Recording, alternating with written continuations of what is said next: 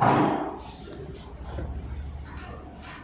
Council of the City of Conroe City, Texas will meet regular meeting in City Hall, Council Chambers located 1716 West Main Street, Conroe City, Texas, 75156 on Tuesday, August 25th, 6:30 p.m. If you please stand for invocation and pledge allegiance.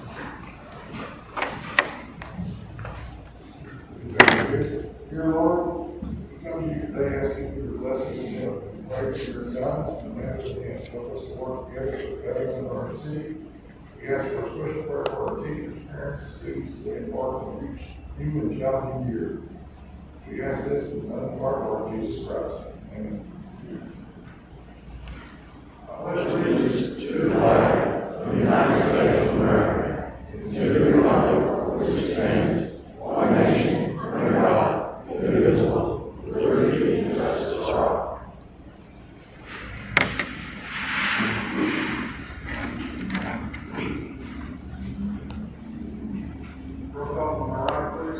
Rankin here, Mullins here. Ayala here. Live here, Jaws here. We have a quorum. A proclamation that I would like to read. We don't have any citizen comments tonight, so we'll skip the citizen comments reading. I have a proclamation that I signed today, the Constitution Week, which is not for a few more weeks away, but folks do this came by today and actually signed it. Constitution Week. Whereas September 17th, 2020 marks the 233rd anniversary of the drafting of the Constitution of the United States of America by the Constitutional Convention, and whereas it is fitting and proper to afford official recognition to this magnificent document in its memorable anniversary and patriotic celebrations, which will commemorate the occasion, and whereas Public Law 915 guarantees the issuance of a proclamation each year by the President of the United States of America, designating September 17th through 23rd as Constitution Week. Now therefore, I, David Stands, by virtue of the authority vested in me as Mayor of Conroe City, do hereby proclaim the week of September 17th through 23rd as Constitution Week. Look forward to that, and I'll make sure that we get that back out on the 17th.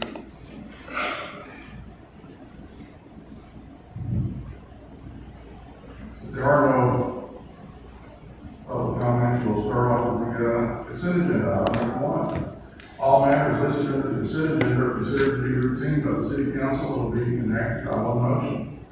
There will not be separate discussion of these items. If discussion is desired, that item will be removed from the consent agenda and will be considered separately. Consider approving the following reports: City Manager Report, previous meeting minutes, July financials, permits, inspections, and code enforcement, court report, police dispatch and animal control, street and park maintenance and repairs, fire report, EDC July minutes, and June financials. May I have a motion, please? I'll make a motion to accept the consent agenda as written. Second. Have a motion and a second. Go from my left, please. Jaws, yes. Dwyer, yes. Ayala, yes. Mullins, yes. Rankin, yes. Motion carries. Item 2, new business, to discuss and/or take action to award the bid for a certified public accountant to perform annual audits on all city accounts for the next 3 fiscal years. Firms who have submitted proposal, Missy Culpepper and YWRD. Ms. Culpepper, would you like to approach the podium for the question for the council?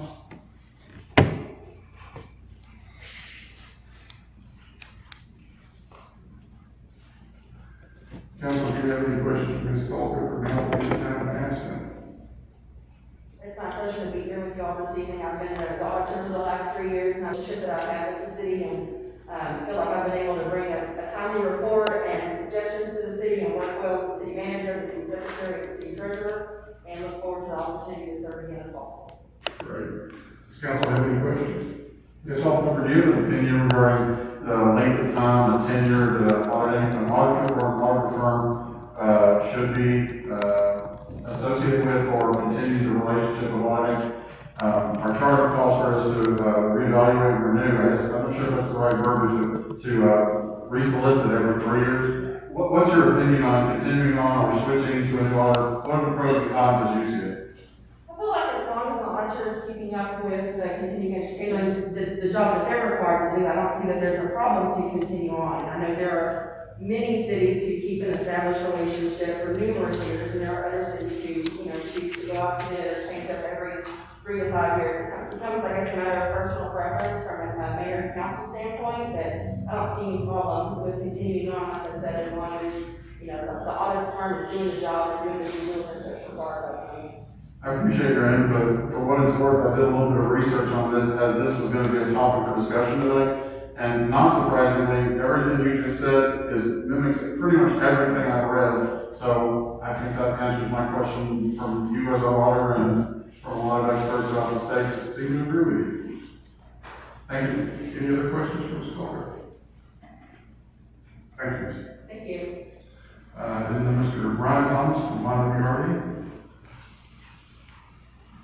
Please introduce yourself. My name is Brian Thomas. I'm a partner at RDPC, and we enjoyed the opportunity to bid on this year's audit. We've been an auditor in the past before previous rotations. Are there any questions? Before Misty, is that correct? I think it might have been even before Before that. before this. So the same question that I asked Ms. Culpepper, do you have an opinion regarding that? Well, she put it pretty plainly up, so we agree with that assessment as well. I mean, it is definitely personal preference. Thank you. Any further questions? Thank you, Mr. Thomas. I appreciate it. May I have a motion, please? I'll make a motion to award a bid for a certified public accountant to YWRD PC. Do I have a second? I'd like to make a motion to, allow this for a second. I'm sorry. Is there a second? No second, motion failed. Mr. Young, did you want to make a motion? Yes, I'd like to make a motion that we accept the bid from, Misty Culpepper CPA. Is there a second? Second. Have a motion and a second, discussion? I just want to remind everyone that when this was put into our charter, we felt strongly that going forward in the future that we would not use a CPA for more than 3 years due to the fact that we didn't want them to be so comfortable with reading our books that there were mistakes being made and things overlooked. So they were quite decided on that opinion whenever they created that motion, that part of the charter. So I'd just like to follow the charter tonight. Ms. Rankin, I appreciate your input on that. I actually considered that same thing and was, looking into that after discussing that same issue with the city manager yesterday. And honestly, that was exactly the same opinion that I had.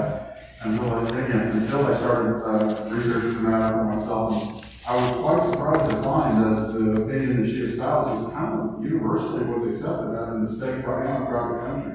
And it swayed me the other direction. Otherwise, I would have been lockstep with her opinion. That's what I've always believed until I, read what I did.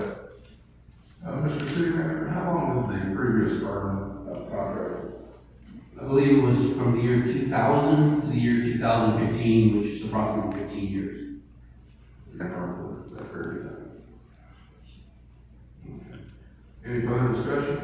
I would just like to pitch in on the charter. If it was the opinion of the Charter Review Committee to recommend that we change auditors every 3 years, that's not the way it was worded. And I believe that the way it's worded is that we reevaluate every 3 years. And perhaps that was an error in the understanding of what the Charter Committee was recommending. That's how I saw it as well. Any further discussion? No further discussion, vote for my vote, please. Yours, yes. Wyman, yes. Ayala, yes. Mullins, yes. Rankin, yes. Item 2B, budget presentation from the city manager. Mr. City Manager.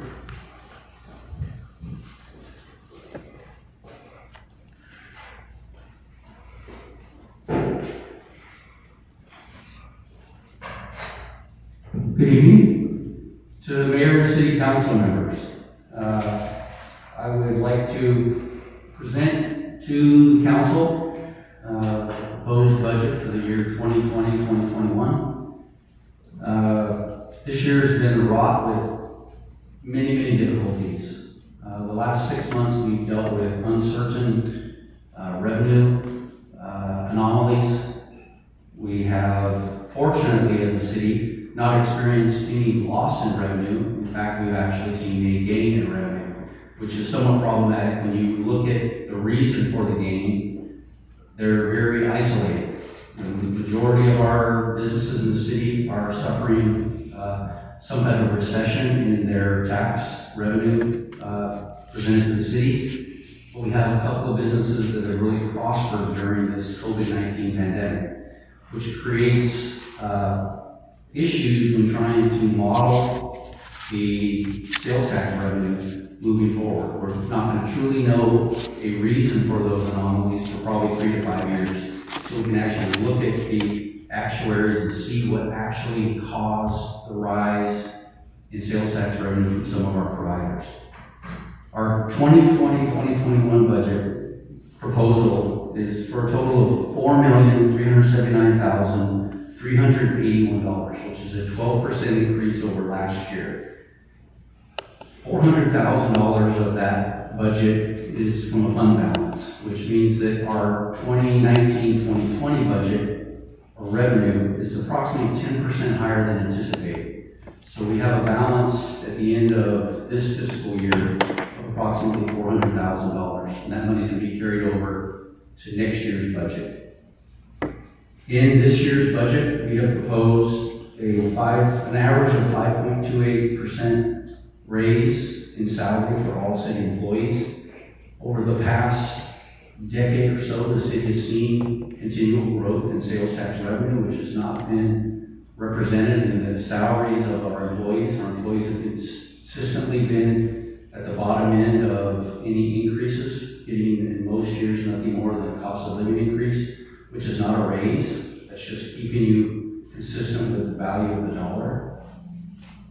We also have proposed an increase in personnel for the city in the fire department, police department, and street department that would not be recognized until mid-year. There's a lot of hesitation because we do not know, I do not know what the future is going to bring with the COVID-19 pandemic over the next 6 months.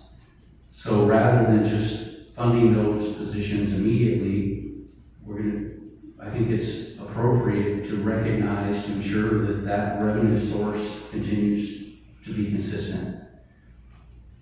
That would be including adding 3 full-time firefighters to the fire department. It's not enough to adequately staff the fire department, but it does provide some assistance. It takes and adds double the staffing level, 24 hours a day. Adding 2 police officers, which gives the same benefit to the police department. It allows for adequate number of police officers in which to investigate crimes, provide patrol operations, and provide minimal service levels to the citizens of Pembroke City. And 1 laborer for the street department.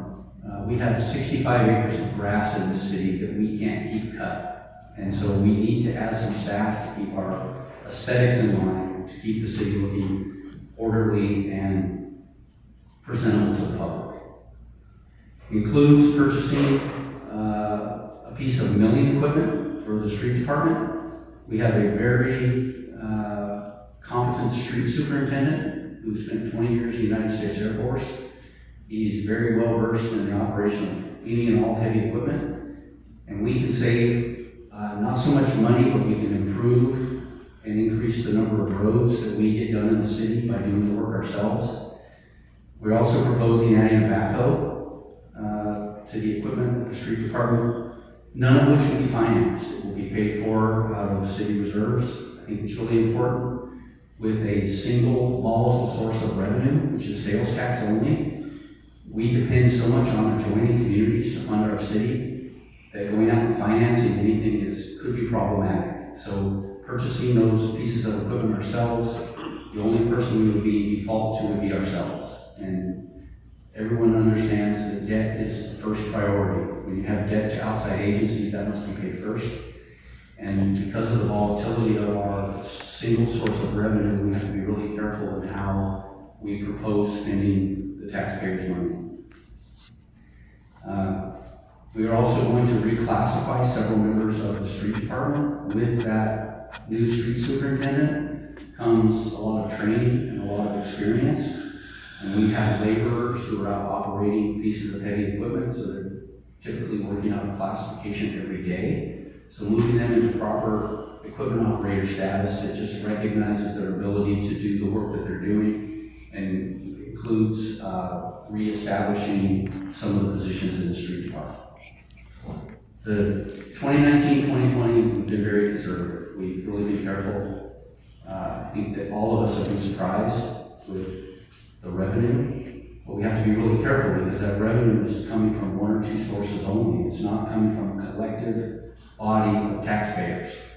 So the benefit of that is that if and when we do recover as a country, we start seeing normal consumer activity, that is going to really enhance the city's position. So with that, I'll take any questions that any members of City Council or Mayor may have. I have a couple of questions, a couple of comments. Again, I think you made it very clear for anyone in the citizenry that wants to know the volatility of our sales tax. We're perpetually at the, I don't know if risk is the right word, but the whim of the spender. If a person comes in and spends their money in Gunnersville City, we get the sales tax benefit of that. And fortunately, at this time, that's a good guy for us. That's not the case throughout the state of Texas, and that's not the case throughout the United States today. So we are seeing something that is not common. Is that a fair statement, Mr. City Manager? That is correct. I'm currently involved in a certified public manager program, and half of my classmates are experiencing the same thing we are. The other half, unfortunately, are not. They are having to lay people off. They are having to furlough employees because they are seeing a reduction because they depend a lot more on maybe tourism and visitors to their city that they're just not seeing. I will say that the one thing that is very consistent with all of the training seminars that I've attended is everybody makes reference to sales tax as being an extremely volatile source of income, and that you need to be careful with how you allocate the sales tax revenue. And I always get to speak up and say, well, that's all we have, and most people are very surprised that we're able to function as well as we do with that single source of income. So I have to commend the men and women of the city, the members of the city council, that you act within your means very effectively. And we're just providing the minimal service delivery to the public. That's where we're at. We really can't cut any programs because cutting a program eliminates it, and that wouldn't be effective at all for the citizens of Gunnersville City. Along that same note, have we, at this time, have we laid off any city employees as a result, or have we been able to maintain? We have not laid off any employees. That's a blessing, because that's not the case everywhere. A couple of pointers, as you already pointed out, our current staffing without any changes today, and has been for quite a while now, is our fire department operates with one full-time firefighter on duty each shift. I want anybody in the room to imagine your house is on fire and that fire truck pulls up, and that's the moment you take your first breath after you call 911. Now you start not breathing again because you're wondering why they're not running inside with a hose. They can't. It's illegal. It's not proper. It's not safe. They have to wait until the next truck shows up with more people. So with one person on duty, which is what we currently have, it's a gamble.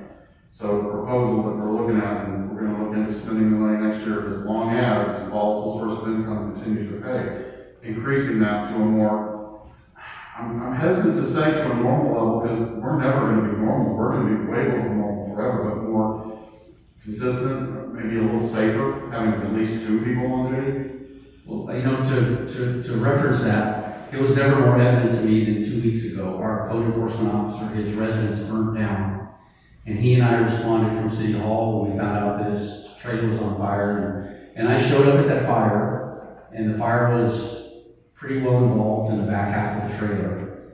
The two firemen who were there were standing outside. It took a police officer to show up to operate the fire truck for the firemen to go inside. Now, fortunately, we have police officers who are also volunteer firemen, but had that police officer not shown up, that trailer would have burned to the ground because it would not have been able to enter the building with the fire out. And we're so fortunate to have employees who are cross-trained The police officer that was on duty had worked for the fire department for 15 years, so he was very familiar with the equipment. And to me, it was admirable to see him just take the role of the firefighter in his police department uniform and help his fellow employee in need. So to me, it really stood out that was something that really laid out why we need to provide for our citizens, because the loss could have been catastrophic, even more than it was.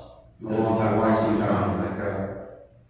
And again, not to belabor the point, but our police department, it's not a much better picture, because there's a lot of talk on social media about what may be considered inadequate response, and it's not because of the officers' poor performance, it's the lack of officers to do the job. We had an unfortunate incident in the city recently where the two officers on duty were called to the same scene for, I won't go into the details, but a felony situation that involved safety. And who's handling the rest of the calls when that's going on? So anybody, or is there anybody else we can call? Sheriff's Department would be the only alternative. And if they're in Athens or further away, we just wait. And for the people that live in Gun Barrel, I've lived here 25 years, I just don't want to see that go completely sideways on us to a terrible loss someday. I'm worried constantly about that being what we live with. Regarding the payroll again for the citizens, for the employees of the city, many years, as I understand, we've gone without providing any form of a pay raise or very little pay raise for the employees of the city of Gun Barrel. And as I'm understanding, this budget is meant to bring them up to scale, put them in level for what their job really should be paying. Is that a fair way of putting it? Yes, it also establishes a complete objective process for moving forward. An employee can look at a pay scale that we have provided and prepared. Got to give a lot of credit to our city treasurer, Mickey Rainey, to put it together, but an employee can look at that and see 10 years down the road how much money they'll be making. Prior to this, you would not know. It was all subjective. What am I going to make 5 years from now? I don't know, whatever someone pays me. This way they can look at a defined schedule that, provided we have the revenue, it will be up to the city council to decide whether we move to the next step, but everybody would move to the next step in a very defined process that's objective and not performance related. It's not a pay for performance. It is a straight across the board objective scale. I do have one question that I want to bring up regarding that. And again, I apologize that I didn't bring this up during the budget meetings, but for the sake of clarity, this across the board pay increase or leveling out, does this also include city officers as well as the employees of the city, or is it one group, or are they distinctly two different groups? It includes all employees of the city. And again, nothing to anyone in the room, no names or anything, but that would include city manager, city secretary, treasurer, everybody, all aspects, correct? That is correct. My first thought is, I really wish I would have brought this up in the budget meetings. I would really like to see us continue to keep that separate, because those are things that are reviewed either by the city council directly with the city manager, or those officers are directly reviewed by yourself. I would like to see us break that out and handle that individually. I think we need to do the same thing as far as paying people appropriately, but I would really like to see us break those out, given that those are officer positions within the city. What would you say to that? I, in a sense, agree with that, because managers and department heads are hired based on their worth to the city, and they negotiate, in most cases, their contract. Most hourly employees are not in a position to negotiate. They usually start at the lowest pay scale. Not all managers do that.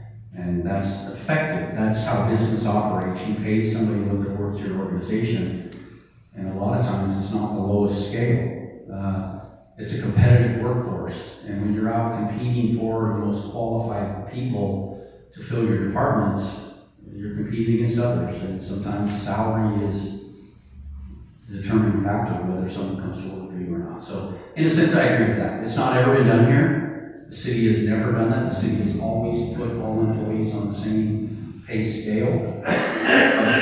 Bifurcating management from rank and file is something that is consistently done in most businesses. So I would not be opposed to that if that proposal was discussed. So this budget year, we're not only giving raises, but also changing the methodology by which the pay scale is evaluated. Would it be possible to implement this change that Councilman Yawns proposed? Yes, we would have to come up with some type of objective process how to evaluate each employee, because they would not be evaluated based on category. Then each employee on city officers. Yeah, for example, we have multiple department heads who fall into the same pay category, but none of them are paid the same. They're paid based on negotiated contract salaries, so you would have to individually address each employee to determine whether they would or would not receive a pay raise. If I could interrupt, Mr. Yawns, are you suggesting the city officers, that's the city manager, city secretary, city treasurer, and the city judge? Yes. For the council's responsible for the hiring environment. Those are the ones who you're referring to? That's my opinion, yes. Does that? Well, there are employees in the city that fall under the same pay classification schedule, however. The street superintendent, the assistant police chief, they fall under the same category as some of the staff members of the city. So to address them differently, you would have to change that whole category of representation.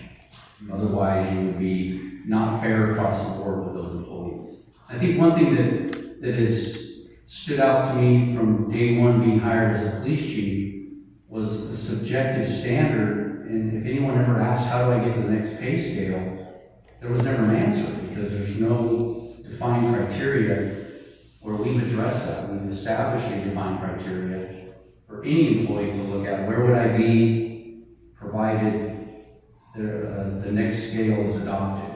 So they can look at that objectively and not have to wonder about whether they're given a raise or not. Right. Just for clarity, in case I've left any kind of confusion, I don't want to do that. I'm not in any way suggesting that city staff should, or city officers should be not included in proper compensation or fair compensation. My feelings about it for the city employees and the city's officers is exactly the same, but I do believe they should be broken out so that the people that are, I think the best way to put it is the people that are pretty much writing the budget would not have influence over their own pay rate. It would be something that would be discussed and decided by the council, as it has been when those people were hired in the first place. Well, that makes perfect sense. You can argue either way. We took the path that over the past decades, that's the way it's been done. We took past practice and applied past practice. If council would like to see a change in that process, then we're more than willing to accommodate that. I have one question, I think, it's clarification. The $400,000 carryover, that includes a $100,000 overpayment to the city, is that correct? That is not correct. That is taken out. We have received approximately $100,000 overpayment from one of our sales tax providers that we identified. Our city treasurer identified an anomaly and it took months to figure it out, but we have $100,000 more than we should have. When that will be removed from our budget or our proceeds, we have no idea. So maybe it never does. I don't know the process. That's completely at the discretion of the state comptroller's office. But that does not include the $100,000 overage. That has been deducted from that overall fund revenue. I'd like to say publicly thank you to our treasurer for her due diligence and researching that to a conclusion and determining what the proper course was, because obviously it could have been found by somebody else later and then back when we least could afford it. Nothing more painful than getting back money we spent. Yes, sir. Does anyone else have any questions or comments to the? I'd like to say one thing, I want to say thank you very much for all y'all you've done, your staff and everything. Everybody doesn't realize how much they went through and we sit down here and talk to them for many meetings to get to where we're at right now. And we had some stuff out and we were really concerned, especially with this COVID right now. And the money that's coming into the city we've never seen before, which could stop real fast and pull us back where we were before all this started. So with the city managers and his staff working together with the council on some of the stuff we discussed in detail, they had to go back and refigure stuff several times to come up with what they got right here, right now. And the, overall was, we were trying to look at getting more people out here to protect the city of Gumbo, which is fire, police, and street personnel. And, change of, some of these employees, I've been under too many budgets, and haven't got a raise, a really decent raise, in a long time. And we looked at this time really hard, because everybody out there can only live with a certain amount of money. And if that's all you got, and your bills keep getting higher, and you don't have it, we have employees like that would leave in a heartbeat. And we got to keep our employees here with decent wages to be able to do what we need to do in Gumbo City. I want to congratulate you and all the hard work you did and your staff. Yes, thank you. I'd like to make a comment, please. Please. I wanted to point out that the street department, without its half-cent tax out of our sales tax, would only have $585,926 to work with for a whole year. $585,000. That would do maybe a half a mile road. And so when we have our election in November, there will be an item on your ballot that asks you to approve a half-cent sales tax for the street maintenance. And I hope everyone will take a look at that and remember we need that fund for our street department so we can take care of our streets. Ms. Rankin, that's a renewal of the existing fund, correct? That's not anything new? No, but it has to be renewed every 4 years, And it's time? and it's time. It's time. And one other item I'd like to mention is that I'm in love with a park in our city. I want our park to become more. I want to provide for the children in the city. And there's so much we need in the way of quality of life for our town. But this is the year that we had to take a hard look at our own personnel and our own needs that are more critical. And I'm sorry that our budget did not allow for more for our parks. And let's just hope that either we can pass a tax or property tax, or else life continues to be good with their sales tax so that we can have a better quality of life. Thank you. Anyone else? Thank you, Mr. Mayor. Councilman Yards, thank you very much for asking every question that one can come up with. I appreciate that. So all I really have now is to just comment on the outstanding staff that we have, from the treasurer to the city secretary to our street department, fire department, police department. Everybody is doing an outstanding job with what we have. We should be very thankful and blessed that we have somebody that is very transparent as the city manager right now. And I thank you very much, Jeff, for what you do. And Nikki, thank you very much for all the things that you're doing as well. And as long as we continue this path, we will recover to where we need to be. But keep everything transparent, Mr. City Manager, and all the citizens will then at least get the honest answers that they need. So I do appreciate everything you do. Anything further, council? Thank you, Mr. City Manager.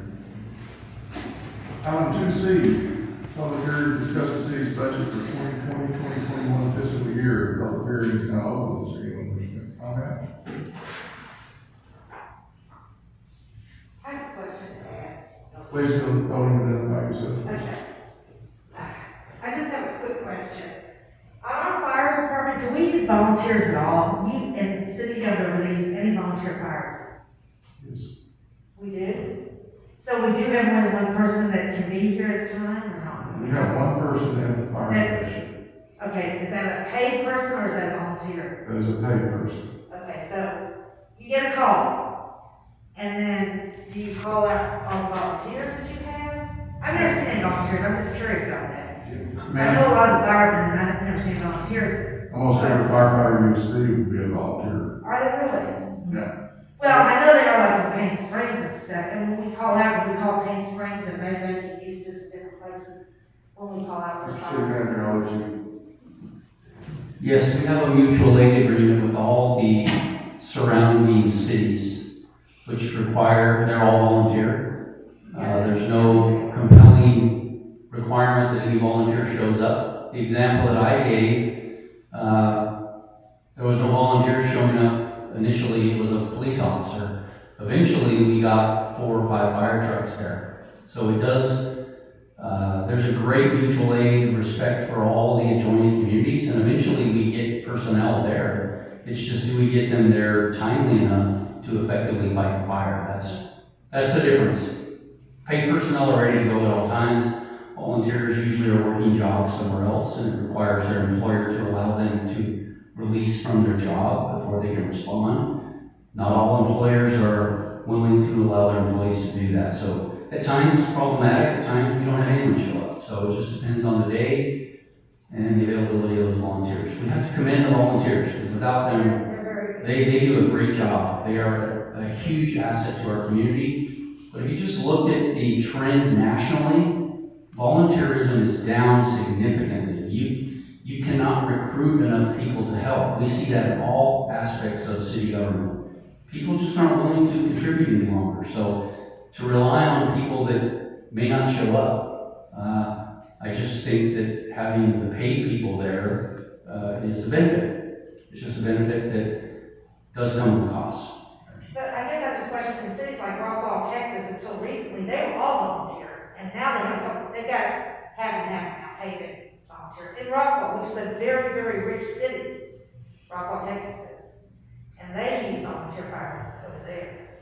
I only know that because my family was over there, and they told me that. But, anyway, those are my questions about that. What was your name again? Oh, I'm sorry, it's Kathy Manley. Thank you. Anyone else have a question or wish to speak? Public hearing is now closed. Item 2D, discuss and/or take action to adopt ordinance O 2020-025, adopting the city's budget for the 2020-2021 fiscal year. Ordinance O 2020-025, an ordinance making appropriations for the support of the city of Gunboro City for the ensuing fiscal year beginning October 1, 2020 and ending September 30th, 2020, adopting the annual budget of the city of Gunboro City for the 2020-2021 fiscal year, providing a savings clause, providing for the repeal of all ordinances and appropriations in conflict with the provisions of this ordinance, and providing for an effective date. May I have a motion, please? I'll make a motion to adopt the annual budget of the city of Gunboro City for the 2021 fiscal year. Second. Motion is second. Is there discussion? No discussion. Vote from my left, please. Jones, yes. Wiley, yes. Aiello, yes. Mullins, yes. Rankin, yes. Carries. Item 2D, public hearing to discuss the site plan for the lodge, memory care and assisted living center belonging to Sheila. I'm gonna try this name, Zinga Bernal, physically located at 155 Delaware Avenue, Gunboro City, Texas, 75156. Public hearing is open. Anyone wish to speak?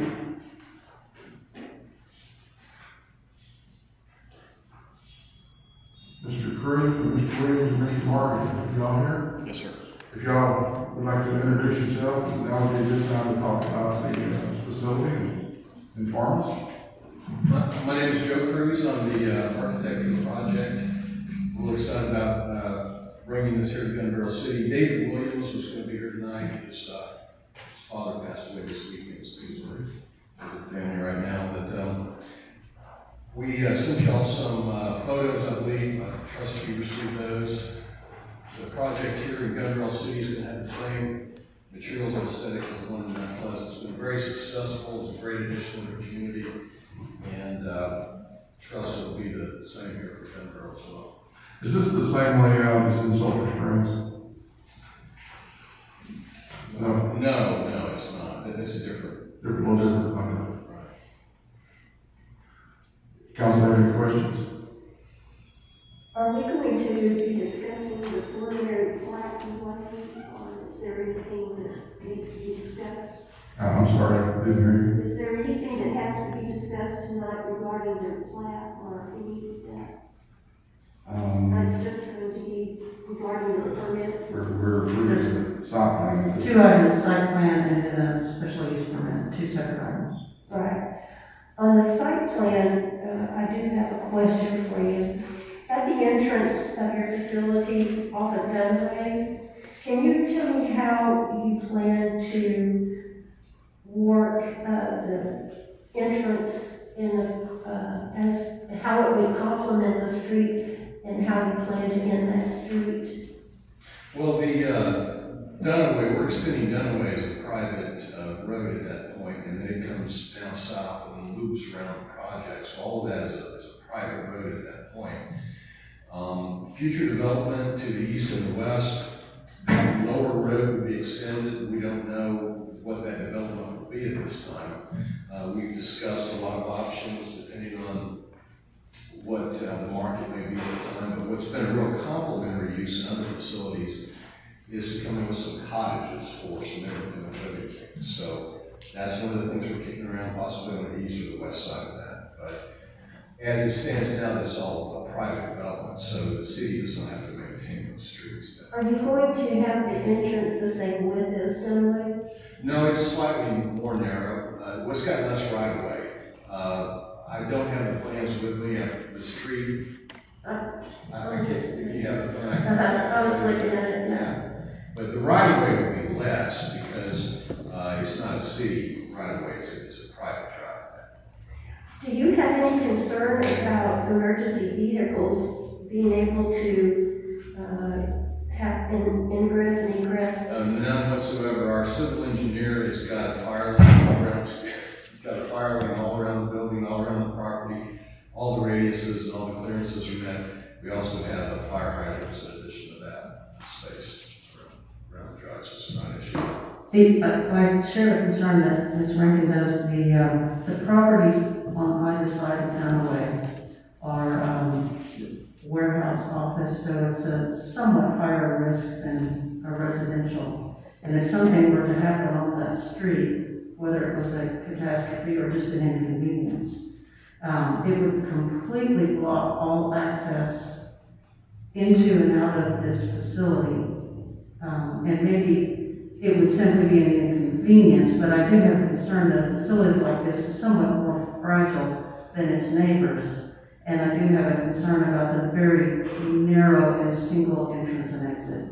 It's not too narrow. I mean, it meets all the requirements for a private drive, but also understand the building is fully sprinkled as a complete fire suppression system, including the attic.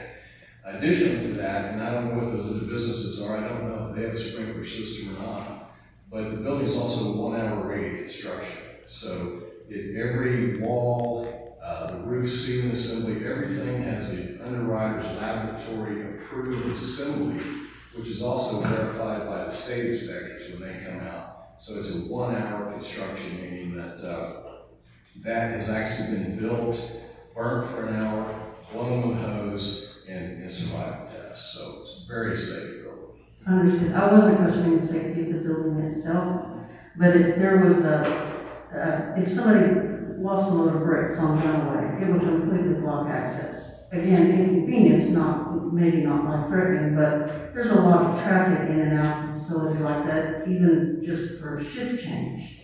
And it would not be. There may be less traffic than you imagine. Most of the residents there are not driving. It's not that they're not allowed to drive. Most of them are there because they have issues with some of those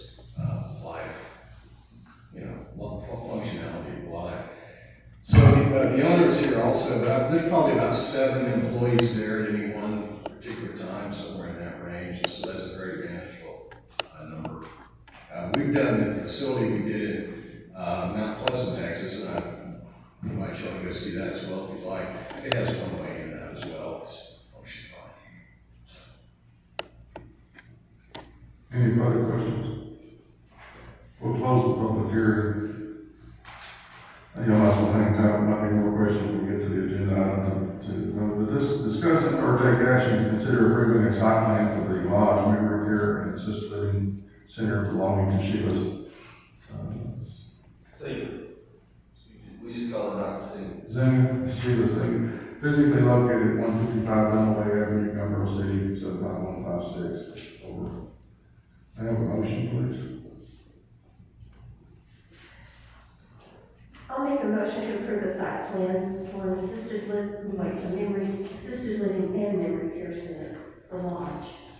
Second. A motion and second. Is there any further discussion? I have one more question. The drawing that we were given indicates preliminary for review only, not intended for bidding construction of permanent purpose. Does that allow us to approve this site plan? That's required by law because it's not issued for construction at this point. So, once city council approves, and we hope you do, then we can submit construction drawings. But at this point, we can't, we have to legally put a disclaimer on there, so we can't move forward with this without approval. So that's some verbiage the state, as architects, people put on their drawings when it's not submitted for construction, so. But it's not final. No. What's that? It's not a final drawing. Yes, it is, and we're hoping this is what we want to go with. We spent a lot of time and effort and all kinds of drainage studies, paving studies, and so we're really pleased with the way the site plans turned out. And so this will be, if approved by council, what we submit for our construction drawings. And our construction drawings, are they going to be going to a third party for review? I believe part of them are, especially your utilities, East Cedar Creek Freshwater Supply District will be reviewing the web utilities as well. I believe, I don't know if your fire department, I don't know how y'all do that individually, but there will be a number of reviews, and if you send them off to third parties, we'll be sending drawings to those third parties. I'm just more familiar with a third-party review prior to getting a final plat. Okay, so I'm just trying to understand what we're going to. Right, well, we will have the state of Texas, the Texas Health and Human Services Commission, will conduct a very extensive plan review of the project. We will also have an independent contractor known as a registered accessibility specialist review the drawings. Beyond that, it's whatever you as the city council or as this building department, if you want to send it to third parties, that's great. If you have in-house reviewers for part of it, that's great. So it's whatever your procedure. So you're just wanting an approval tonight of the preliminary plat? Well, the site plan, planning and zoning was fine with the plan. We're really hoping that the plan we've submitted with all the work and study that's gone into it, that site plan will be approved tonight, so we can move forward and then submit all our drawings are essentially complete. We haven't submitted them because we don't have site plan approval yet. But if council approves it tonight, we can have drawings ready to submit for construction permit review. We really want to, if y'all approve it, get the project going as soon as possible while the weather's good. So we don't want a lot of delays in construction due to weather, because site plan prep is always the first thing you have to go with. So there's a lot of that involved in any project, especially one of this size. So we're really hoping to get it going as quickly as possible, avoid delays and being able to open it. I have a question for our city manager. Has the planning and zoning approved the drainage on this? I do not believe planning and zoning address the drainage. We have to send that out to a third party. We do not have anyone on staff that's capable of evaluating the drainage rates. That's one of the things you ask about third party review. We are limited in staff. It's a life safety building, so there are things that our two inspectors, fire marshal and building official, are not capable and not have the credentials to review. So when those issues come up, they will be sent to a third party, yes. So, but that planning and zoning did not evaluate the drainage of the property during the initial site approval or recommendation. Has our fire marshal reviewed this at all? I do not know at what level. I know he has reviewed some of the preliminary things presented. It was a back and forth. What do we review prior to submission? I think Mr. Cruz is accurate that we are limited what we do until they get site plan approval, because we're expending a lot of time and effort on things that may not be approved. So till that process is approved, we're aware of a lot of the drawings and things that have been submitted, but they've not gone through a formal plan review process at this point. The city told us they were not gonna do the full blown review until we had P&Z and council approval. Okay, now I understand. But a lot of time has been spent on the drainage studies, you notice there's a detention pond, and a lot of effort has gone into evaluating that. Okay, and as long as we know that our city will have the ability to have a third-party review as it moves on forward, and that's understood. Okay. Any further questions or comments? Vote for myself, please. Jones, yes. Why, yes, Aiello, yes. Mullins, no. Rankin, yes. Motion carries. Public hearing on request from Sheila Zingo for the David Williams to grant a special use permit to operate a memory care and assisted living center located at 155 Dunaway Avenue, University, Texas, a multifamily residential district zone area. Have a motion, public hearing is open. Questions or concerns? Hearing no questions, public hearing is closed. 2H, discuss and or take action to adopt ordinance O 2020-026, granting special use permit to Sheila Sina and David Williams to operate assisted living memory care center located at 155 Dunaway Avenue, Youngville City, Texas, a multifamily residential district zone area. Ordinance O 2020-026, an ordinance of the city of Youngville City, Texas, amending the comprehensive zoning ordinance and map as heretofore amended. Grant a special use permit to Sheila Zinga and David Williams to operate an assisted living memory care center, The Lodge, located at 155 Dunaway Avenue, Youngville City, Texas, 75156, Henderson County, Texas. Providing special conditions, providing severability clause, providing for the repeal of all ordinances in conflict, providing a penalty of a fine not to exceed the sum of $2,000 for each offense, and providing an effective date. May I have a motion, please? I'll make a motion to grant a special use permit to Sheila Sina and Dave Williams to operate an assisted living memory care center, The Lodge, located at 155 Dunaway. Motion, may I have a second? Second. Motion, second, discussion. I just want to say one thing, overall this year, a lot of people don't know it out there right now, but the property they're building this on, back here, a few years back, and I say a few, 2 or 3 years back, they wanted to put a trailer park in there. And now they're putting a nice, beautiful place in there for people to live, so it's a great, I don't know how to put it, for Youngville City, instead of just, low-income, homes and stuff like this here, which was trying to be, pushed through Youngville City here to put in there. Now they got the property and they're putting stuff in there, really gonna make this place look nice and beautiful. This is a wonderful project. I do have concerns about the access, but I think this is a great project and a wonderful addition to our city. Yes, we needed it, thank you. Any further discussion? Vote for my left, please. Jones, yes. Why, yes, Aiello, yes. Mullins, yes. Rankin, yes. Motion carries. Thank you, gentlemen, appreciate it. 2I, discuss and or take action to adopt ordinance number O 2020-027, granting a special use sign permit to Metro by T-Mobile located at 824 West Main Street, Metro City, Texas, for section 154.06 of the Code of Ordinances.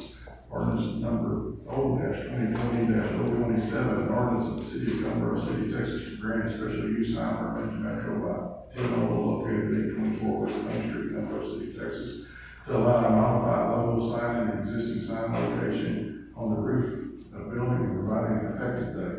May I have a motion, please?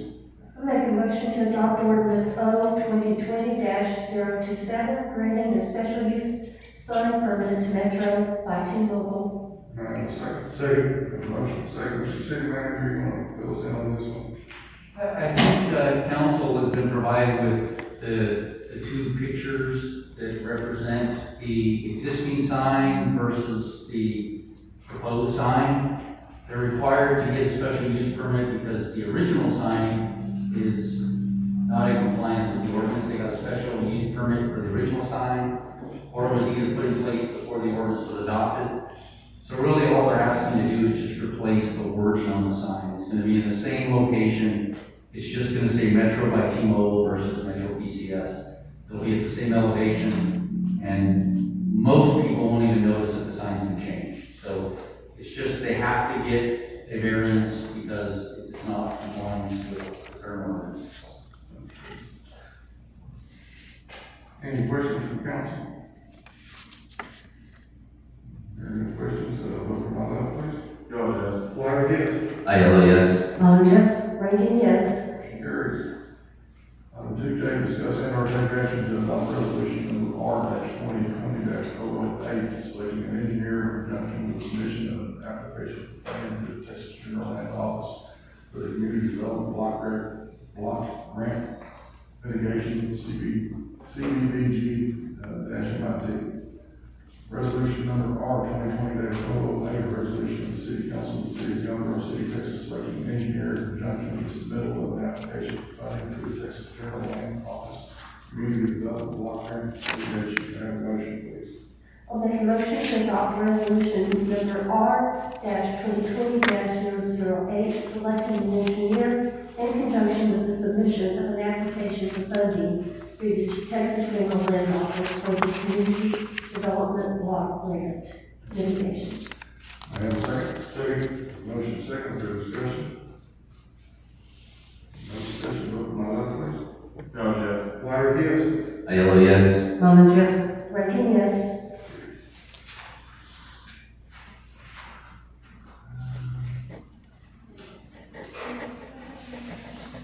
Oh, I did not. Mayor, I need to modify or amend my motion, please. Okay, we'll go back and modify the motion. All right, I'm sorry.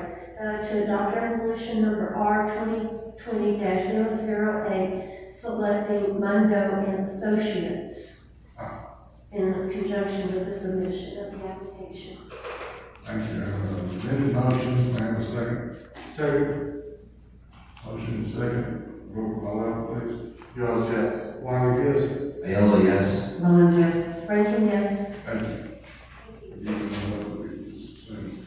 Item 3, economic development, discuss and/or take action to remove EDC board member James Cavanaugh from the Economic Development Corporation Board of Directors for missing 3 consecutive meetings per section 8.01 of the city's charter. As I understand it, Mr. Cavanaugh was appointed in February, I believe, and has not made any meetings of the EDC. May I have a motion, please? I'll make a motion to remove EDC board member James Cavanaugh. Second. A motion and a second, is there any discussion? Have we heard from Mr. Kavanaugh for any feedback? I have not heard from him. City Secretary, have you heard from him? No. And we'll see. Mr. Lawrence, have y'all heard from him? Mr. Cavanaugh showed to the first meeting, he had picked up his packet for last month, but did not show up. So he did come by once, pick up the packet, that was it. Okay, thank you. Guessing he doesn't want Any further discussion? Vote for my left. George, yes. Wiley, yes. Aiello, yes. Mullins, yes. Rankin, yes. Item 3D, discuss and/or take action to interview applicants for the EDC Board of Directors in open session and make appointments for those appointments being assigned by the EDC.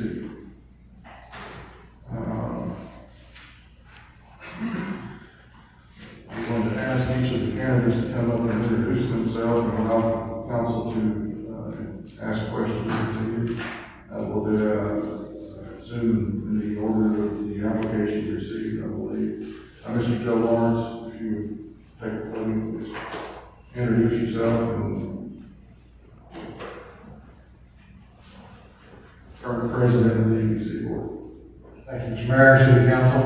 It has been my pleasure to serve the EDC board, first as member, then as vice president, and now as the city president. It's been an honor, it's been a learning experience, and it's been a pleasure working with everyone.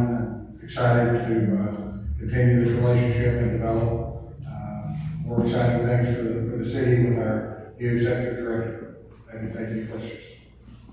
Council? Mr. Lawrence, I just want to say thank you. You've been a great president. I'd like to just further her comments and say the same thing to you. Thank you for what you've done and wanting to continue to volunteer for the city. Thank you, sir. Mr. Lawrence, what position, I know you're the president, but what seat are you taking? Is it place 1, 2, 4, 7? I'm sorry, I can't hear you. What place, maybe this is a better question for Ms. Cooper. Place 1? Sorry, no. 7. 7, thank you.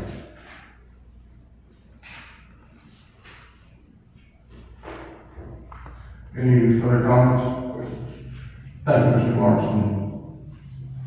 Mr. Wire, anything you would like to say? No, not really.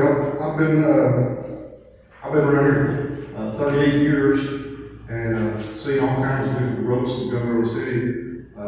We got a great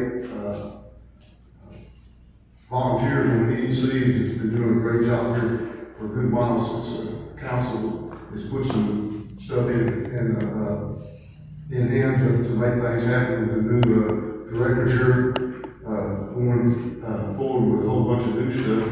And I look for a great outcome for the next, hopefully many years in volunteering to help our city on EDC to help grow it better and make it known to everybody we're here to grow Gun Barrel City. Thank you, Mr. Martin. Any questions, Mr. Wire, council?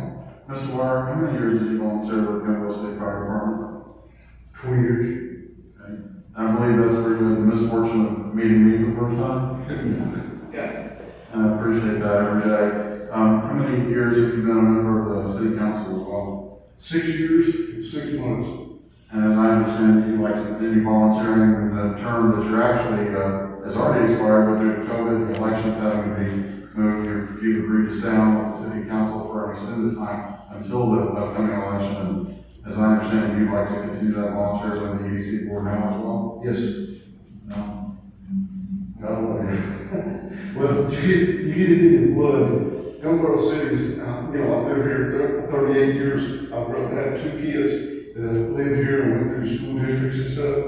And I've seen the city keep growing. And as long as I've lived and you can still walk and volunteer for Gun Barrel City, I'm going to be here doing something, no matter what takes place. If it is not the EDC, it's going to be something else. Well, if I ever start wearing a hat, my hat's off to you for all the years of volunteerism and your unbelievable advocate and cheerleader for Gun Barrel City. So please continue. I appreciate all you do. Any further questions? Ms. Cooper, what place is Mr. Wyrick? Mr. Wire, currently hold the place. Oh, okay, then I apologize for that. Sorry. Any further questions? All right, thank you, Mr. Wire. Ms. Susan Ball, if you introduce yourself and tell us a little bit about you. Hello, I'm Susan Ball. I have been a homeowner here since 2016, and I love the city. My husband and I retired up here. He unfortunately just recently passed away, so I have plenty of time on my own and would love to help with the city. And I have 35 years of experience in HR, as an HR director for a private company and several private companies. And so that experience helps in a lot of ways. And sorry about that. And I also am currently a real estate agent. And so I can help with real estate law and my expertise there. All right. Council, any questions?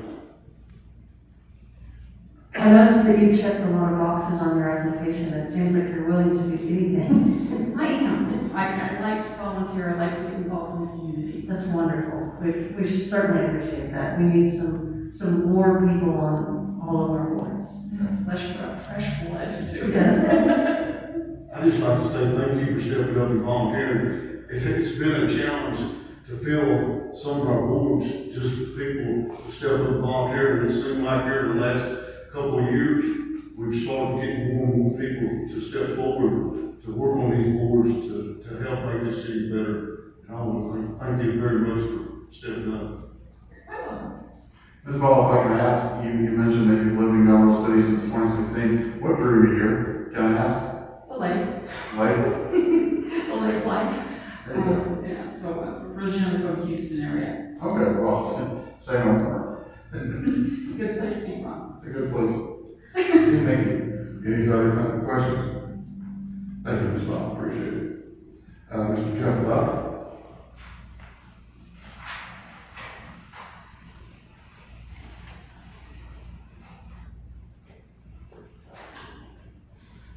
Hi, I'm Jim Buck. We've been here just a short period of time. We want a house here in Boone Bay. And new to the volunteering, but willing to do whatever I can to make it a better place. And you're from where? A lot of different places, but grew up in Missouri, was in Alabama for 23 years. Went to South Florida and wound up here in Gunnville. Okay. And are you employed or do you, you're employed? I run the Holland Hardware, well, Holland now, manufacturing plant in Irving. Okay. Well, we certainly appreciate you volunteering. Mr. Buck, question. So you said you like to volunteer, you're new. I've just lived here since 2015, so I consider myself still a newbie here. What is your passion and what do you see for this city?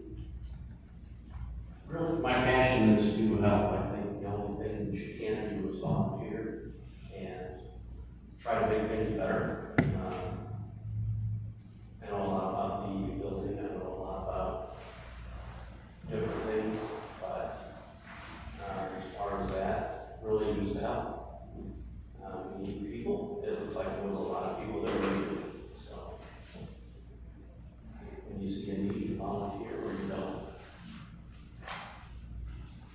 Mr. Buck, I noticed on the application you provided, just had a PDC check.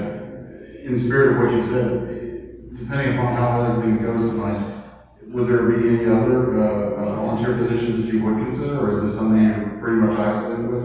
No, I'm open to help wherever I can help, if there's a need. Appreciate hearing that, thank you. Any other questions? Thank you, Mr. Buck, appreciate it very much. Misty Christenberry.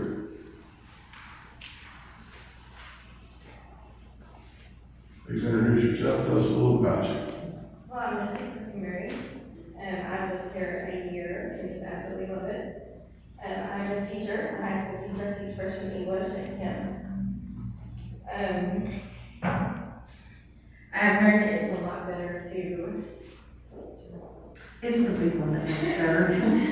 It's a lot better to volunteer than be voluntold, which is what happens in education all the time, so. But as a teacher, we really try to encourage, especially our high school students, to get involved in the community.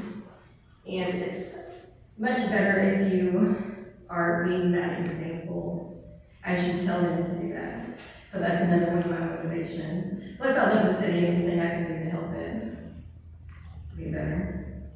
Thank you. Council, have questions? Ms. Christopher, what grade do you teach? Can I ask? I don't know if you said that already. I teach 9th grade English 1. God love you. What's your vision in Gunnville City? Obviously, you're new here. What would you like to see the city do, change, become, if you plan on staying here for a long time, like I'm thinking all of us are? I like that it's very family friendly, so to add more family friendly things. I also lived in Emory, Texas, which is also a lake town, and I just love this town so much better because there's so much more to offer. A lot of people do come here for vacations, a lot of Airbnb places that are rented out. So I know we get lots of people here for vacation. But I love that it's family friendly. That's what I love about it. I have my youngest is 7, my oldest is 19, and it's good for all of them. So. Thank you. It's good to hear. Any further questions? Thank you, Mr. Christopher, we appreciate it. Mr. Joe Kyle, current EDC treasurer. Ms. Cooper, what place is Mr. Kyle currently in? Ms. Cooper, what place is Mr. Kyle currently in? Which one? This one's working. Mr. Kyle is number 4. Number 4, thank you. All right, I'm Joe Kyle. Moved up here permanently in 2016 after leading corporate America and a Fortune 300 company as a vice president. For the last 10 months, I was hoping y'all would get to see our new budget before I had to come step up here, because that was my whole campaign, is you're gonna see a real spreadsheet budget. You're gonna see all kinds of improvements, thanks to our new economic development director, who, with open arms, said, let's do this a little bit better than it had been done before. I inherited a budget that I never understood. I can't believe y'all passed a 1 paragraph budget of line items.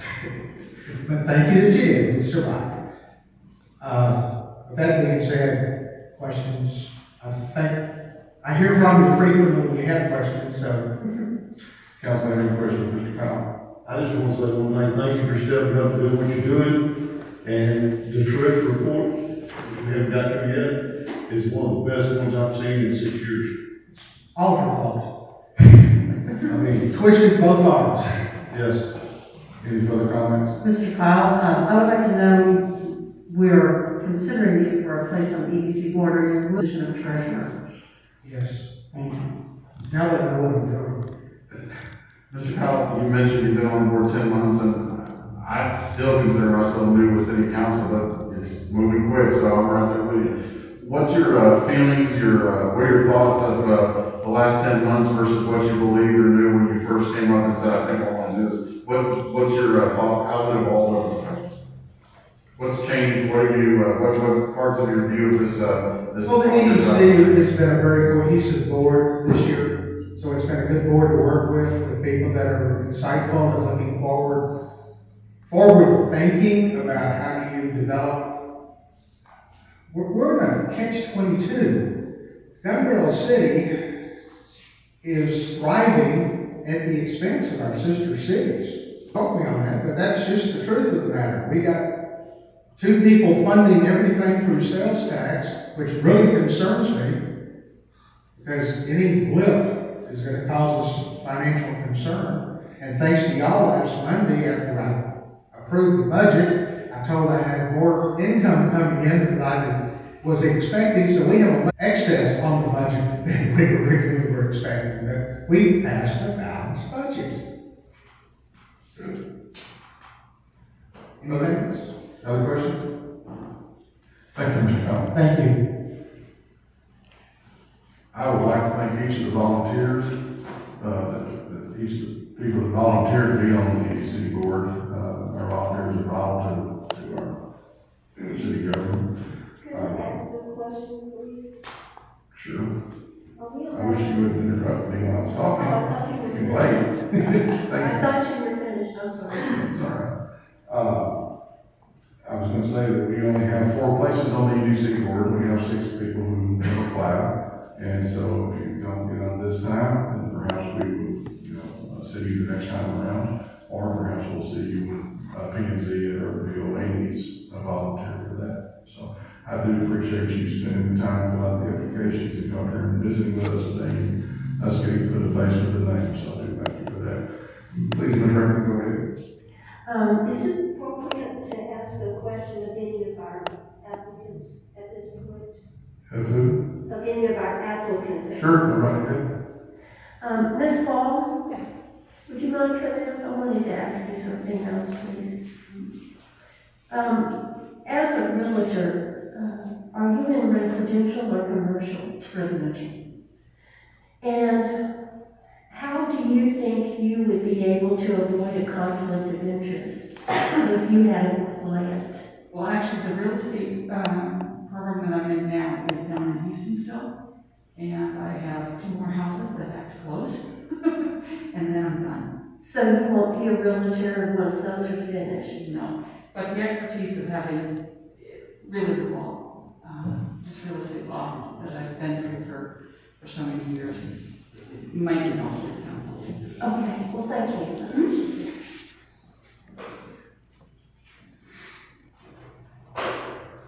All right. What I will do now is I will ask for a motion on each position and, have a motion in a second, and then we'll vote, whoever the motions for, and if we have a majority vote, then that person will be appointed. May I have a motion on place one, please? I'd like to make a motion to recommend Ron Martin for place one. Have a motion, may I have a second? Second? Have a motion and a second. Discussion? Vote from my left, please. Dawes, yes. I want to stay for voting. Aiello, yes. Mullins, yes. Rankin, yes. Mr. Clark, to the EDC board, sir. Place two, may I have a motion for place two, please? I'd like to make a motion for Susan Ball for place 2. Second. I have a motion and a second. Any discussion? No discussion. Vote from my left, please. Dawes, yes. I want to stay and vote. Aiello, yes. Mullins, yes. Rankin, yes. Ms. Ball, welcome to the EDC. Place 4, may I have a motion, please? I'd like to make a motion, Joe Kyle. May I have a second? Second. Have a motion and a second for Mr. Collins. Is there any discussion? Vote from my left. Dawes, yes. Stay. Aiello, yes. Mullins, yes. Rankin, yes. Congratulations, Mr. Collins, you're back. And place number 7, may I have a motion? Mayor, I'd like to nominate Joe Lawrence for place 7. Second. Have a motion and a second. Any discussion? Yes. I'm sorry, Mr. Mayor. I just, Mr. Lawrence, you have epitomized what a president needs to be in the EDC. I thank you for your honorable work that you have done, your integrity, and I hope you continue. And thank you very much for what you did. Thank you. Any further discussion? Vote from my left, please. Dawes, yes. Stay. Aiello, yes. Mullins, yes. Rankin, yes. Motion carries. Mr. Lawrence, thank you. And again, thank you to the volunteers who did not get on this time. Hope to see you the next time it comes around. Item 3C, public hearing to discuss the EDC's budget for the 2020-2021 fiscal year. Anyone who would like to make a comment on the budget? I'd like to say one thing on our budget this year, compared to what it's been in the last 6 years.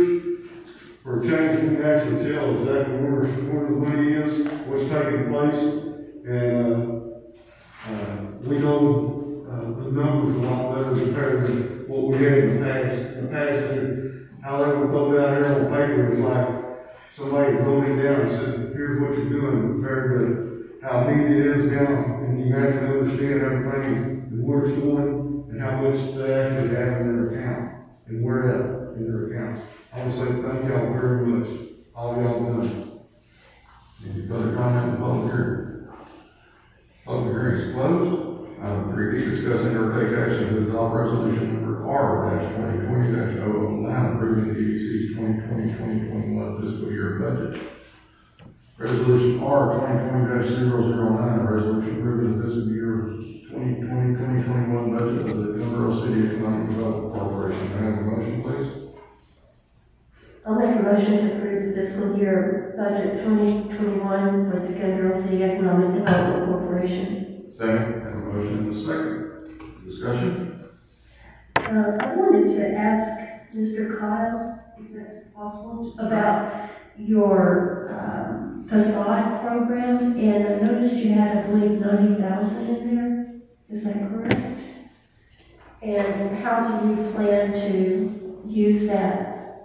Do you have any comments on your facade program? Yeah, I'm gonna ask our executive director to give you the answer. Please, Ms. Cooper. Okay, Ms. Cooper. She and I've gone through this thing very thoroughly. Okay. Ms. Cooper, would you come to the microphone, please?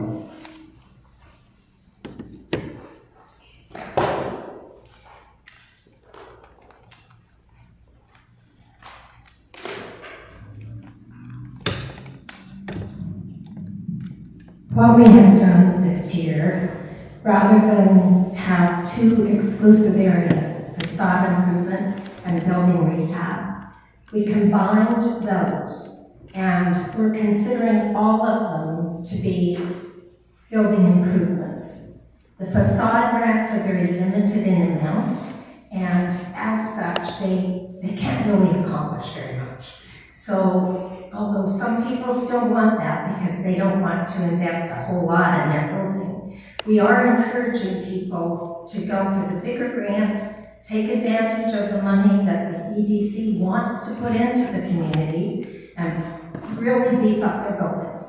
And so far, we're doing very well with it. That because it's a 50-50 match, of course, they have to put out more money if they're getting that higher grant. But by putting them all together and making it a $90,000 offer for the year, so to speak, we're getting people to come forward quickly and make up their minds about what they want to do. So far it's working. And I say we are because we've kind of established this program as a result of my having gone through the applications and so on that we had in the past. And it seemed as though some of these things were being underutilized. So we just kind of changed it a little bit, and all of the grants are together. And has there been any discussion about making it a 75-25 kind of grant instead of a 50-50? No, the board has not discussed anything like that. We've continued to look at it as a 50-50. And of course, as you know, it is a reimbursable 50%. They get nothing up front. They don't get anything until they have their CFO and everything has been completed. Thank you for that. Thank you. Any further questions? Thank you, Ms. Cooper. Vote from my left, please. Collins, yes. Wyrick, yes. Aiello, yes. Mullins, yes. Rankin, yes. Item 4A, convene an executive session to discuss the following. We have on the executive session list a performance evaluation. However, I was unable to get everything put together for that evaluation. I discussed it with the city manager this afternoon, and we've agreed that we'll put this off for one more month and get everything put together and good form. So we'll just do number 2, deliberate the offer of financial or other incentive to business prospect under Government Code Section 551.087. If council would convene the executive session, the time is 7:56, or 54. And Ms. Cooper, would you join us?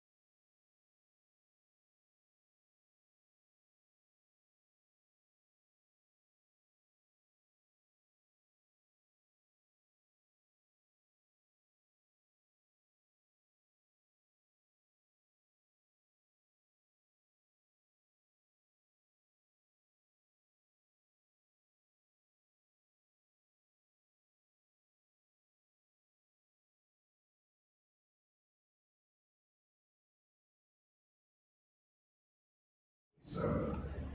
May I hear some motions, please? Yes, Mayor Skates, I'd like to make a motion to approve a $25,000 matching grant to Keith Leonard doing business as Wings and Solars for building improvements. For a second. Second. Motion and second. Any discussion? Vote not up, please. Yes. Larry Hills. Aiello, yes. Mullins, yes. Rankin, yes. There are no motions. Mayor Skates, I'd like to make a motion to approve the $4,000 matching grant to Grant Sims doing business as Mid-City Services LLC for building improvements. Second. Motion and second. Discussion? Vote not up, please. Yes. Larry Hills. Aiello, yes. Mullins, yes. Rankin, yes. There another motion? Mayor Skates, I'd like to make a motion to approve the $4,000 matching grant to Greg Ellis doing business as Can's Pharmacy for building improvements. Second. Motion and second. Discussion? Vote from my left, please. Yes. Larry Hills. Aiello, yes. Mullins, yes. Rankin, yes. Mayor Skates, I'd like to make a motion to approve the $25,000 matching grant to Lori Ivy, doing business as Sunny Street Machines for building improvements. Second. Motion and second. Discussion? Vote from my left. Yes. Larry Hills. Aiello, yes. Mullins, yes. Rankin, yes. Motion carries. I have a motion to adjourn. Motion to adjourn. We are adjourned. Thank you.